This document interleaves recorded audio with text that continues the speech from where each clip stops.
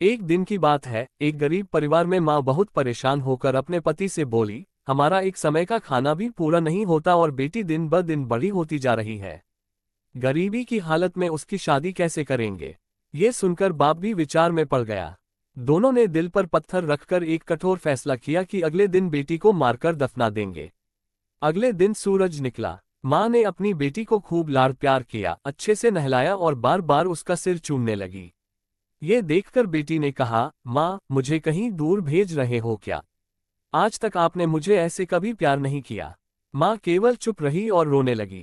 तभी उसका बाप हाथ में फावड़ा और चाकू लेकर आया। माँ ने लड़की को सीने से लगाकर बाप के साथ रवाना कर दिया। रास्ते में चलते चलते बाप के पैर में कांटा चुभ गया। बाप एकदम से नीचे बैठ गया। बेटी से ये देखा नहीं गया। उसने तुरंत कांटा निकालकर अपनी फटी चुनरी का एक हिस्सा पैर पर बांध दिया। हर बेटी पर अपने पिता का दुख देखा नहीं जाता है। बाप और बेटी दोनों जंगल में पहुंचे। बाप ने फावड़ा लेकर एक गड्ढा खोदने लगा। बेटी सामने बैठी बैठी देख रही थी। थोड़ी देर बाद गर्मी के कारण बाप को पसीना आने लगा। बेटी बाप के पास आए और पसीना पोंछने के लिए अपनी चुनरी दी। बाप ने उसे धक्का देकर कहा, तू दूर जाकर बैठ।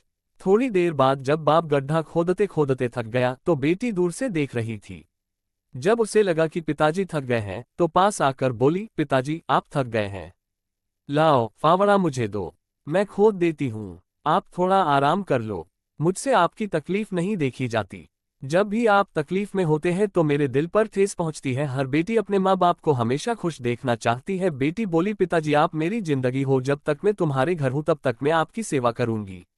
ये सुनकर बाप की आंखों में आंसू आ गए। उसने अपनी बेटी को गले लगा लिया।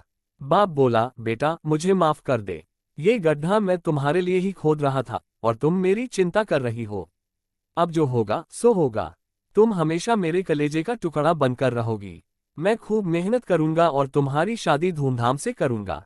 बेटी बोली, पिताजी, अपने मुझसे एक बार बोल तो दिया होता, मैं खुद मर जाती। अगर मेरे मरने के बाद आप खुश रहोगे तो यह फैसला मुझे मंजूर है। ये बात सुनकर बाप ने अपनी बेटी को गले से लगाकर रोने लगा और उससे वापस घर ले आया। अब तीनों बाप माँ बेटी खूब मेहनत से कमाते हैं और कुछ समय बाद बेटी की शादी कर देते हैं। बेटी भगवान की अनमोल भेंट होती है।